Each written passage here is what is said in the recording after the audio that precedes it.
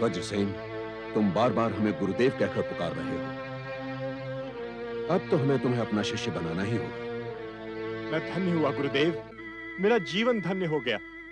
भाग्य का खेल देखें कि मैं उचित समय पर आपकी सेवा में उपस्थित हुआ। यह सत्य है वज्रसेन कि तुम उचित समय पर आए हो, परंतु हमारा शिष्यत्व ग्रहण करने से पूर्व तुम्हें हमारी एक मांग पूरी करनी होगी। आपकी हर इच्छा का सम्मान करना मैं अपना सौभाग्य समझूंगा। आज्ञा करें गुरुदेव, क्या मांग है आपकी? वत्स देश की उद्दंड राजकुमारी सुमति को तुम्हें अपने बाहुबल से पराजित करके उसे हमारे चरणों में झुकाना होगा। आपके चरणों में झुकाना होगा? अर्थात वो आपकी अपराधिनी है। तुम बहुत बुद्धिमान हो वज्रसेन, तुम हमारे शिष्य बनने के सर्वथा योग्य हो। आपकी अपराधिनी को आपके चरणों में झुकाना अब एक शिष्य के नाते मेरा कर्तव्य है। अब हम तुम्हें विधिवत अपना शिष्य बनाएंगे। आओ।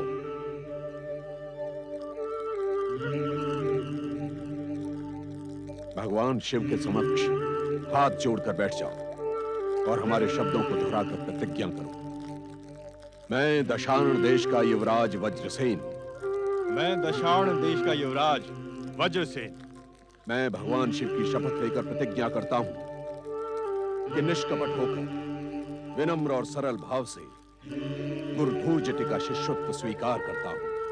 मैं भगवान शिव की शपथ लेकर प्रतिज्ञा करता हूं कि मैं निष्कपट होकर सरल और विनम्र भाव से गुरु धूर्जटि का शिष्यत्व स्वीकार करता हूं। मैं उनके प्रति सदा प्रामाणिक रहूंगा और उनके आदेश को अपना धर्म समझकर स्वीकार करूंगा। मैं अपने गुरु के प्रति सदा प्रामाणिक रहूंगा तथा उनके हर आदेश को अपना धर्म समझकर स्वीकार करूंगा। विजयी भव। भगवान शिव तुम्हारी मनोकामना पूर्ण करे और तुम हमारे योग्य शिष्य बनो। मैं हृदय से आपका कृतज्ञ हूं गुरुदेव। मैंने स्वप्न में भी नहीं सोचा था कि मेरी वर्षों की कामना आज यूं अचानक पूर्ण हो जाएगी। मैं धन्य हुआ। यहां से उत्तर दिशा में 10 योजन की दूरी पर सुमति का युद्ध शिविर है, जहां वो अहंकारिणी युद्ध कौशल का अभ्यास करती है। तुम ये तो जानते ही हो कि महाराज भद्रसेन ने उसे युवराज की उपाधि दे रखी है। वो स्त्री होकर भी स्वयं को सब पुरुषों से श्रेष्ठ समझती है। इस विषय में मैंने सुन रखा है गुरुदेव, और उससे दो हाथ करने की इच्छा भी थी। मैं जिस अवसर की प्रतीक्षा में था वो आज अनायास ही मुझे मिल गया है। वज्रसेन आपको विश्वास दिलाता है कि आपकी इच्छा वो शीघ्र पूर्ण करेगा। चलो वरुण। जो आज्ञा युवराज। प्रणाम गुरुदेव। स्वस्ति।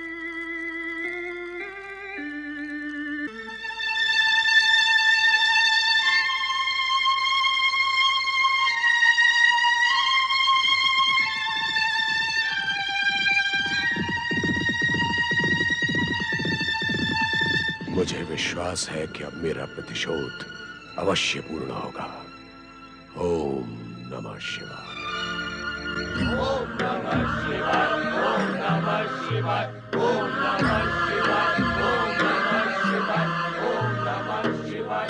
ओम नमः शिवाय। ओम नमः शिवाय।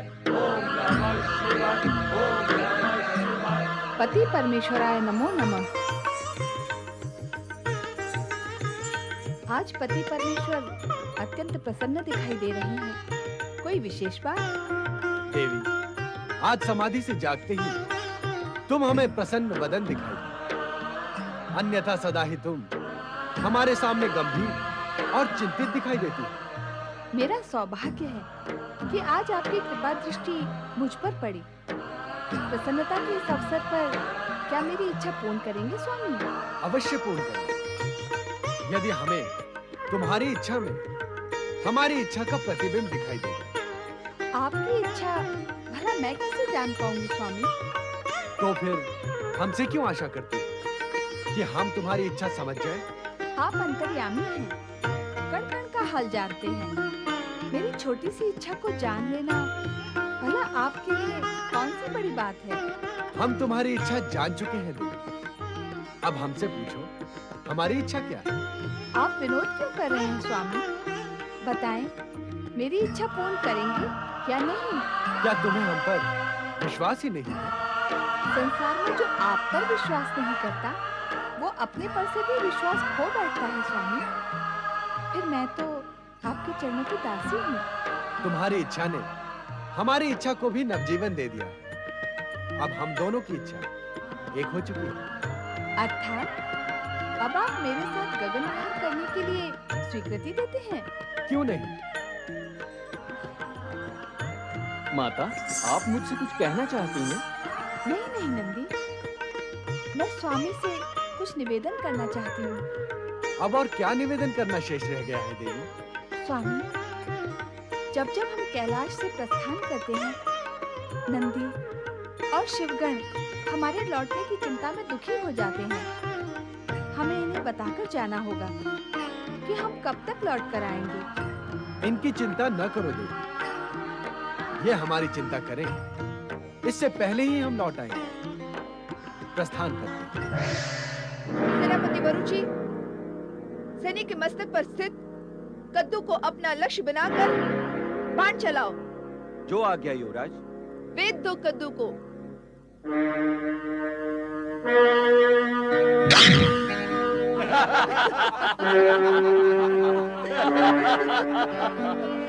सेनापति, तुम्हारा लक्ष्य तो निष्फल रहा। लाओ, धनुष हमें दे दो। हम तुम्हें बताते हैं कि लक्ष्य को कैसे भेदते हैं।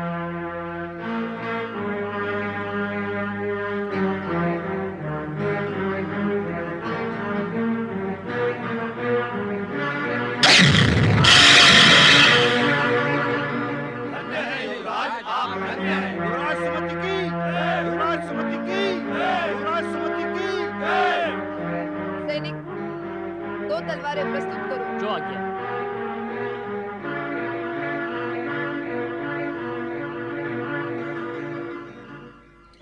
सेनापति,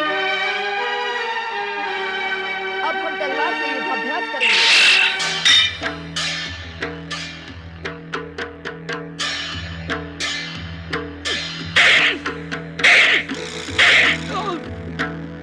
तुम हम पर डर डर कर प्रहार क्यों कर रहे हो? क्या युद्ध भूमि में अपने शत्रु पर डर डर कर प्रहार करोगे? या तुम्हारी वीरता हमारे भय के कारण भाग खड़ी हुई है? नहीं युवराज, हम आपसे भयभीत नहीं हैं। भयभीत होना और क्या होता है?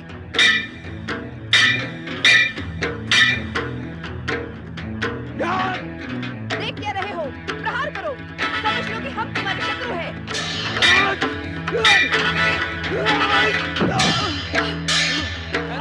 युवराज, आपकी वीरता धन्य है। युवराज सुमति की। युवराज सुमति की। सेनापति वरुचि, ऐसा लगता है कि तुम्हारी रुचि युद्ध में नहीं रही। यदि हम सचमुच शत्रु होते तो क्या तुम जीवित बच पाते? कदापि नहीं। जब सेनापति इतना निर्बल हो तो उसकी सेना क्या करेगी? अब हमें तुम्हारी योग्यता और वीरता पर संदेह होने लगा है। युवराज, हम आपको विश्वास दिलाते हैं कि शत्रु के समक्ष हम निर्बल सिद्ध नहीं होंगे। आप तो वीर श्रेष्ठ हैं। कोई भी वीर अकेला आपका युद्ध में सामना नहीं कर सकता। तुम जो कह रहे हो वो सत्य है। आओ, अब गदा युद्ध का अभ्यास करते हैं। जो आज्ञा युवराज। गदाएं प्रस्तुत हो।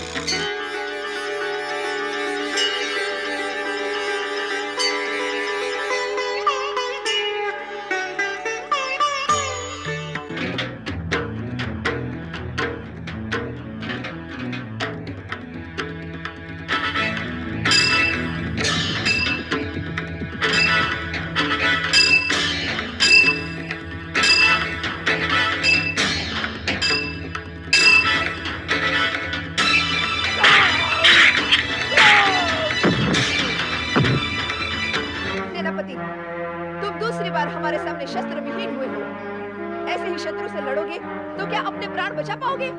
युवराज, आप सचमुच वीर श्रेष्ठ हैं। हम सब आपकी वीरता के सामने नतमस्तक हैं। अब हम समझ गए सेनापति वरुचि, हमारी वीरता से पुरुष जाति भय खाने लगी है। अब हम ऐसे पुरुष को देखने के लिए उत्सुक हैं जो हमसे दो दो हाथ कर सके। वत्स देश की युवराज सुमति, मुझे भी आपसे दो दो हाथ करने का अवसर दिया जाए। युवराज सुमति, कौन हो तुम? और तुमने हमारी अनुमति के बिना हमारे युद्ध शिविर में आने की धृष्टता कैसे की? एक वीर को एक वीरांगना के पास पहुंचने से कोई नहीं रोक सकता। तुम अपने आप को वीर समझते हो? तुम वीर हो या नहीं, इसका निर्णय तुम स्वयं नहीं कर सकते। यही जानने के लिए तो मैं आपसे शक्ति परीक्षण करने आया हूं। यदि आप मुझे वीर प्रमाणित कर देंगी तो मैं अपने आप को सौभाग्यशाली समझूंगा। युवराज सुमति के सम्मुख अपनी वीरता और युद्ध कौशल प्रमाणित करने के लिए आपको अपना परिचय देना होगा।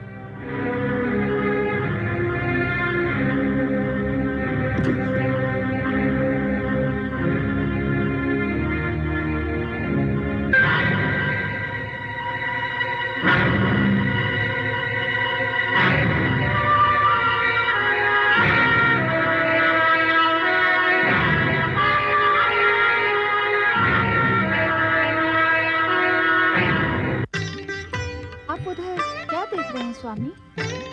हम उसी व्यक्ति को देख रहे हैं देवी, जिसे हम अपनी दिव्य दृष्टि से देखकर मुस्कुराए थे। कौन है वो व्यक्ति? मैं भी एक प्रतिष्ठित राज्य का युवराज हूं। इस समय मैं केवल इतना ही बताऊंगा। प्रतिष्ठित राज्य की युवराज हो तो तुम्हारा कोई नाम भी अवश्य होगा। नाम भी बताऊंगा, परंतु शक्ति परीक्षण के पश्चात। हमें तुम्हारा शक्ति परीक्षण का प्रस्ताव स्वीकार है। मेरा एक और निश्चय भी सुन ले युवराज सुमति। ये हमारा राज्य है, हमारा युद्ध शिविर है। तुम्हें हमारा निश्चय स्वीकार करना होगा। मुझे आपका हर निश्चय स्वीकार है। मैंने देख लिया है कि आपको अपनी वीरता एवं युद्ध कौशल पर आवश्यकता से अधिक अहंकार है। इसलिए मेरा निश्चय हम दोनों के बीच होने वाले शक्ति परीक्षण के परिणाम पर निर्भर होगा। कैसा परिणाम? पहले आप अपना निश्चय बताएं। परिणाम की बात कहकर तुमने हमारी वीरता को ललकारा है। पहले तुम अपना निश्चय बताओ, फिर हम अपना निश्चय व्यक्त करेंगे। मेरा निश्चय ये है कि यदि आप खड़ग युद्ध में मुझसे हार गई तो आपको मेरी धर्म पत्नी बनकर रहना होगा।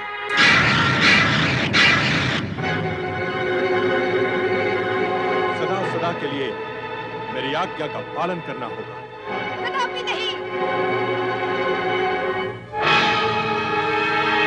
हमें किसी भी पुरुष के अधीन रहना स्वीकार नहीं। हमारे शिविर में आकर ऐसी धृष्टता करने वाला हमारे दंड का पात्र होता है। परंतु पहली बार के अपराधी को क्षमा करना हमारी परंपरा रही है। अब तुम जा सकते हो।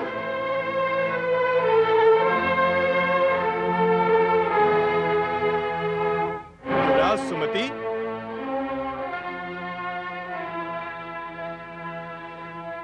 क्या मैं ये समझ लूं कि युवराज सुमति की वीरता की डींगे खोखली है? आपने किसी पुरुष वीर की ललकार स्वीकार करने का साहस नहीं है? सुंदरता को धारण करने वाली सुकुमारी राजकुमारी सुमति में किसी सच्चे वीर पुरुष से टकराने का साहस नहीं है? सावधान! हमारे वीर युवराज का अपमान करने वाले को हम जीवित नहीं छोड़ते। जो हम पर वार करता है उसे हम भी जीवित नहीं छोड़ते।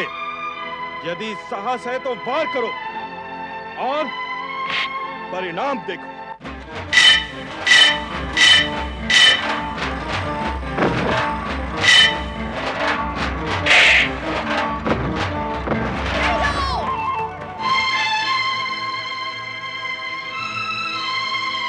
हमें तुम्हारा शक्ति परीक्षण का प्रस्ताव स्वीकार है। दो ढाल और तलवार प्रस्तुत करो। तुम्हारा क्या अनुमान है देवी, कौन जीतेगा इन दोनों में? मैं तो उस वीरांगना के पक्ष में हूँ। देख नहीं रहे हैं, किस वीरता से इस पुरुष को टक्कर दे रही है। इस अभिमानी पुरुष को तो पराजित होना ही है। तुम भ्रम में हो देवी। अभिमानी ये पुरुष नहीं, अभिमानिनी सुमति है। सुमति? हाँ, सुमति। जो राजकुमारी के बदले युवराज बन बैठी। यह युवराज सुमति का ही युद्ध शिविर है और पुरुष का नाम है युवराज वज्रसेन, जो सुमति को पराजित करने के लिए ही यहाँ आया था। वीरांगना सुमति वज्रसेन से पराजित नहीं होगी। देवी, सृष्टि का यह शाश्वत नियम है कि अहंकारी का अहंकार खंडित होकर रहता है। युवराज, हमारा भी निर्णय सुन ले। यदि आज द्वंद्व युद्ध में हमने तुम्हें पराजित कर दिया, तो तुम्हें जीवन भर के लिए हमारा दास बनकर रहना होगा। तुम जैसी सुंदरी वीरांगना का दास बनने के लिए भला कौन नहीं उत्सुक होगा? तुमने इन दोनों की बातें और मांगे सुन ली देवी? सुन ली।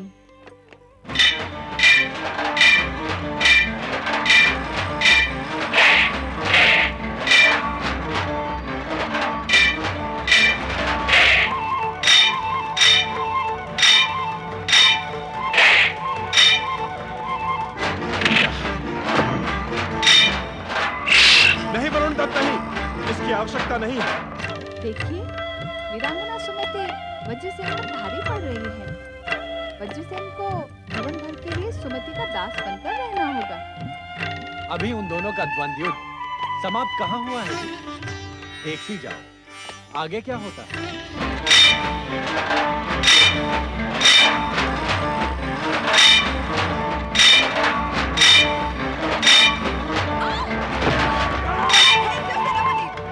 हमें तुम्हारी सहायता की आवश्यकता नहीं है।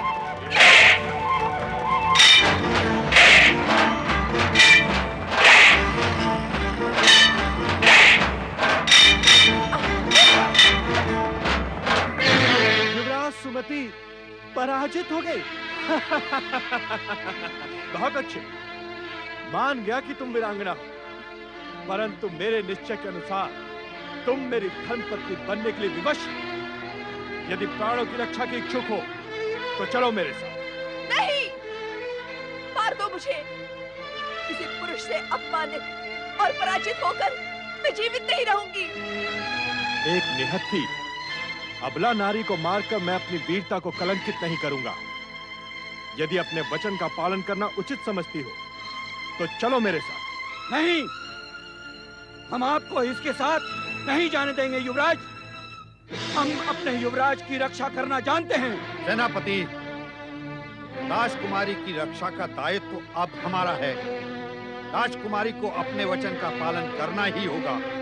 हमारे युवराज वज्रसेन ने राजकुमारी को पराजित किया है।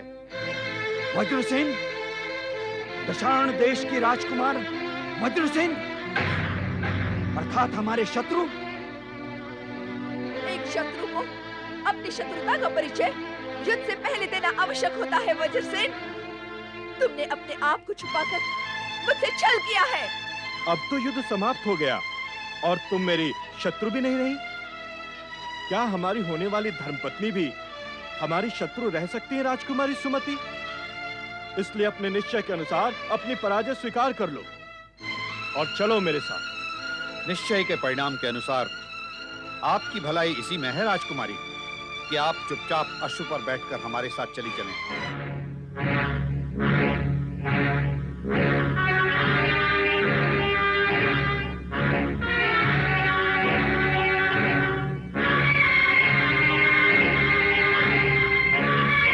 मेरा निश्चय ये है कि यदि आप खड़ग युद्ध में मुझसे हार गई तो आपको मेरी धर्मपत्नी बनकर रहना होगा। मेरा निश्चय ये है कि यदि आप खड़ग युद्ध में मुझसे हार गई तो आपको मेरी धर्मपत्नी बनकर रहना होगा। हमें तुम्हारा शक्ति परीक्षण का प्रस्ताव स्वीकार है। मैं स्वयं अपने अश्व पर जाऊंगी। मेरा अश्व प्रस्तुत हो।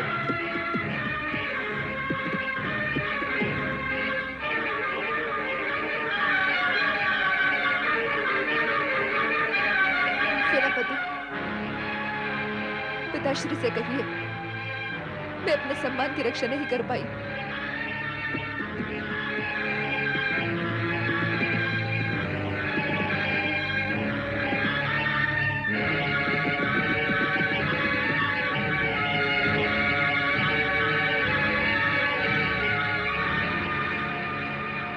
मैं महाराज को क्या मुंह दिखाऊंगा? यह एक वीरांगना नारी का अपमान है स्वामी। आपने वज्रसेन का पक्ष लिया और वह जीत गया। यह अन्याय है। यदि तुम इसे अन्याय समझती हो तो तुम इस अन्याय का परिमार्जन करने के लिए स्वतंत्र हो। जाओ, सुमति की सहायता करो। मुझे आज्ञा दीजिए स्वामी।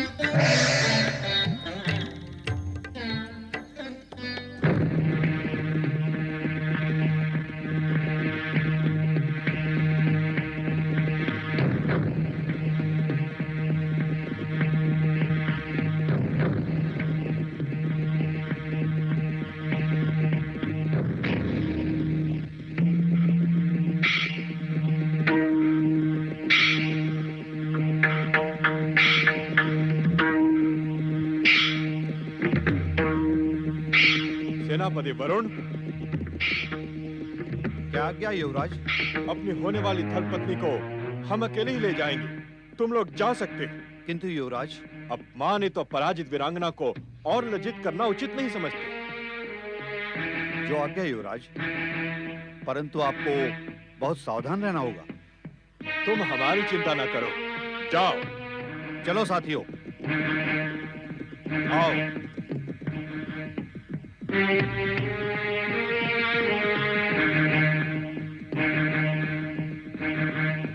जिसने तुम्हें पराजित किया, अपमानित किया, उसके साथ क्या तुम धर्मपत्नी बनकर रह पाओगी? तुम्हारा सारा जीवन नर्क की यातना में बीतेगा सुमति। तुम उसे आंख मिलाकर कभी बात नहीं कर पाओगी। तुम्हारा सारा जीवन व्यर्थ हो जाएगा, व्यर्थ हो जाएगा, व्यर्थ हो जाएगा। क्या सोच रही हो मेरी होने वाली धर्मपत्नी? तुम्हारा जीवन अमूल्य है सुमति। तुम्हारी बाहुओं में अभी इतना बल है कि तुम इस स्थिति को बदल सकती हो। वचन के बंधन से निकलकर इस समय चतुराई और राजनीति से काम लो। निकल भागो यहाँ से, निकल भागो, निकल भागो। सुमति, ये तो वचन भंग है। ठहर जाओ सुमति, ठहर जाओ।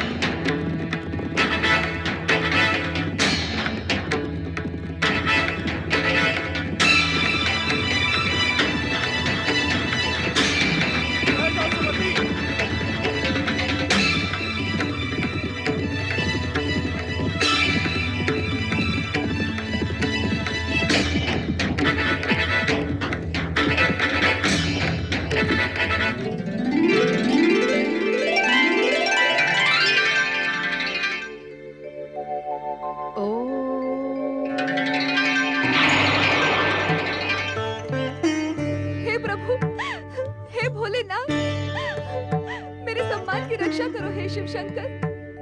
आप हमारे राजकुल के आराध्य हैं।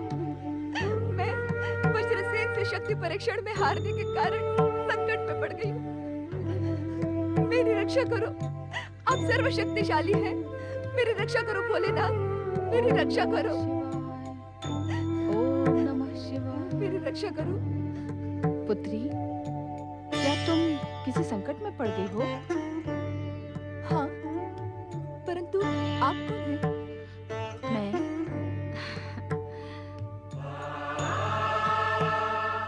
मैं एक शिव ब्राह्मणी हूँ। मुझे पूर्ण विश्वास है शिव पार्वती पर आस्था रखने वाला हर संकट से उबर जाता है। परंतु इस समय एक शत्रु मेरे पीछे पड़ा है और मैं पूरी आस्था के साथ शिव शंकर की शरण में आई हूँ। यह आस्था नहीं, शत्रु से बचने की घबराहट है। जिसके मन में आस्था होती है वो घबराता नहीं है। यदि तुम मेरे स्थान पर होती तो समझ पाती कि घबराहट में और कुछ नहीं सोचता, बस संकट से बचकर भाग निकलना ही होता है। मैं तुम्हारी स्थिति समझ रही हूँ पुत्री, इसीलिए कह रही हूँ कि ये घबराहट छोड़कर भगवान शिव के प्रति भक्ति भाव से एक प्रतिज्ञा करो। तुम्हारा संकट अवश्य टल जाएगा। प्रतिज्ञा? एक वचन के कारण मैं पहले ही संकट में पड़ गई हूँ। एक और प्रतिज्ञा मैं नहीं करूंगी। मेरी बात मान लो पुत्री। ये प्रतिज्ञा भगवान शिव के प्रति भक्ति की है। इससे तुम्हें उनकी कृपा भी प्राप्त होगी। क्या है वो प्रतिज्ञा? पूरी निष्ठा से 16 सोमवार व्रत करने की शपथ ले, तेरा कल्याण होगा। 16 सोमवार का व्रत? सोमवार तो बहुत दूर है, आज तो शनिवार है। सोमवार तक मेरी रक्षा कौन करेगा? यदि तुम इसी समय व्रत करने की शपथ लोगी तो तुम्हारी रक्षा स्वयं माता पार्वती करेंगी और भगवान शिव की कृपा भी तुम्हें अवश्य प्राप्त होगी। भविष्य की आशा पर मैं विश्वास नहीं करती। मुझे इसी समय शिव भगवान की सुरक्षा की आवश्यकता है। हमारे कुलाराध्य होने के नाते इन्हें मेरी रक्षा करनी ही होगी। मुझे इस संकट से उबारना होगा। तुम भगवान शिव को अपनी रक्षा करने के लिए विवश नहीं कर सकती पुत्री। भगवान शिव अपने सच्चे भक्तों की रक्षा स्वयं करते हैं, उन्हें विवश करने वालों की नहीं। अब भी मेरी बात मान लो। 16 सोमवार व्रत की शपथ ले लो, तुम्हारा संकट अवश्य टल जाएगा। मुझसे विवाद न करो ब्राह्मणी माता, मुझे अकेली छोड़ दो। यदि भगवान शिव मेरी सहायता नहीं कर सकते तो मैं अपनी रक्षा स्वयं कर लूंगी। इससे ये सिद्ध होता है कि अपने कुल के आराध्य भगवान शिव के प्रति तुम्हारे मन में तनिक सी भी भक्ति नहीं है। वो भक्ति किस काम की जो समय पर काम ना आए? अब मुझे विश्वास हो गया है कि भगवान शिव और माता पार्वती की सहायता पर आस्था मिथ्या है। आपत्ति पड़ने पर कोई किसी की सहायता नहीं करता। लगता है संकट की काली छाया तुम पर मंडरा रही है।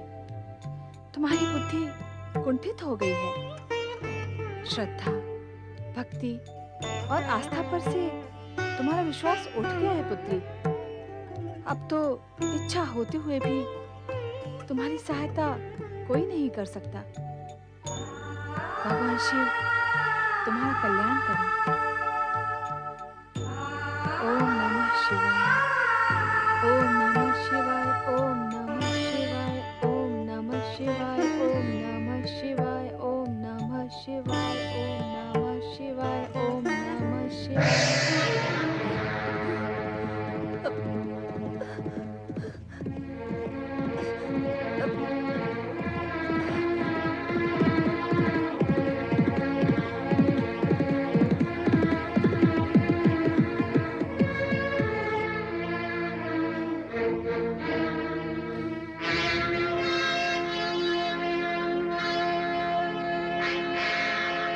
अश्वत्थ तो बाहर खड़ा है, ये कहां चली गई?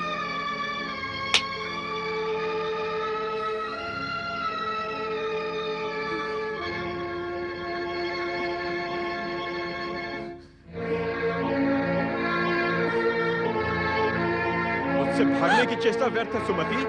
विधाता ने तुम्हारे भाग्य को मुझसे जोड़ दिया है। अब तुम मुझसे बचकर नहीं जा सकती। अपने को वीर पुरुष कहते हो तो वीर पुरुष जैसा व्यवहार करो। छोड़ दो मुझे।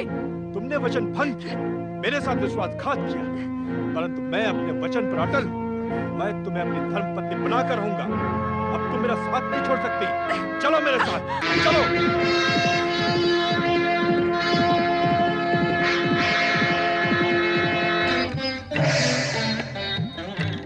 क्या हुआ देवी? अपनी प्रिय सुमति को संकट से मुक्त किया या नहीं? उसकी बुद्धि भ्रमित हो गई है स्वामी। उसके मन में आपके या मेरे प्रति कोई भक्ति नहीं है। अर्थात अब उसे अपनी करनी का दंड मिलेगा। ये तो आप मुझसे अधिक जानते हैं स्वामी, किंतु सुमति ने मेरी बात न मानकर ठीक नहीं किया।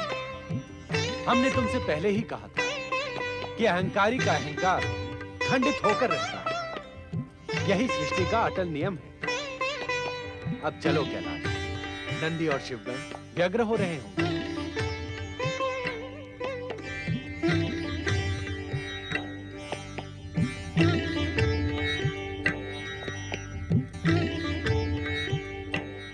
ओम नमः शिवाय, ओम नमः शिवाय,